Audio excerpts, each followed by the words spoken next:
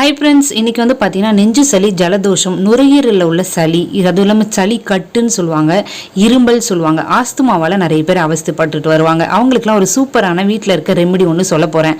அதுக்கு முன்னாடி நம்ம சேனலை ஃபஸ்ட் டைம் பார்க்குறீங்கன்னா கண்டிப்பாக சப்ஸ்கிரைப் பண்ணி பக்கத்தில் இருக்க பெல் ஐக்கானை ஆல்னு சொல்லி கிளிக் பண்ணிக்கோங்க. அப்போ தான் நான் ரெகுலராக போடுற வீடியோஸ் எல்லாம் உங்களால் பார்க்க முடியும். ஆஸ்துமாவால் பார்த்தீங்கன்னா நிறைய பேர் பிரச்சனையை அனுபவிச்சுட்டு வருவாங்க. அவங்களால வந்து பார்த்தீங்கன்னா எதையுமே சாப்பிட முடியாது.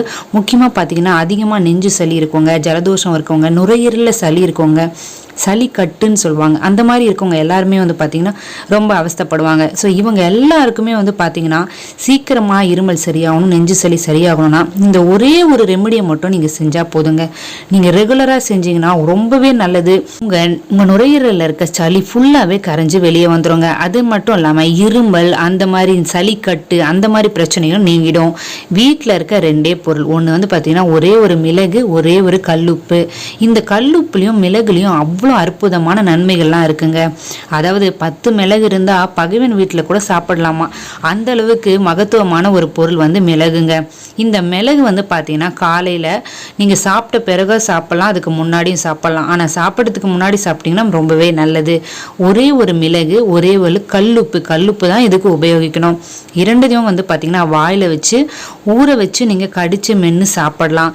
இந்த மாதிரி சாப்பிட்றதுனால குளிர்காலத்துலேயும் இல்லை நோய் தொற்று நம்ம ஏற்படாமல் இருக்கிறதுக்கும் ரொம்பவே ஹெல்ப் பண்ணும்.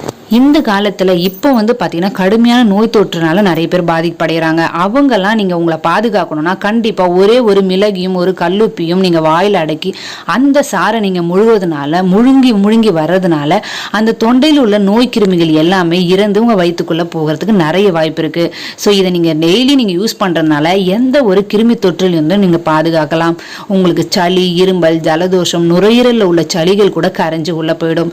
இந்த மிளகுல வந்து காரத்தன்மை அதிகம் உள்ளதுனால இந்த சால்ட்லயும் வந்து பாத்தீங்கன்னா ஆன்டிபயோட்டிக் நிறைய இருக்கிறதுனால உங்களுக்கு எந்த ஒரு கிருமி பாதிப்பும் ஏற்படாது. நீங்க இதை ரெகுலரா காலையில சாப்பிட்றதுக்கு முன்னாடி நீங்க டெய்லி கூட பயன்படுத்தி வரலாம். இந்த வீடியோ உங்களுக்கு கண்டிப்பா பிடிச்சிருக்கும்னு நினைக்கிறேன். பிடிச்சிருந்தா கண்டிப்பா லைக் பண்ணுங்க, ஷேர் பண்ணுங்க, கமெண்ட் பண்ணுங்க. Bye friends.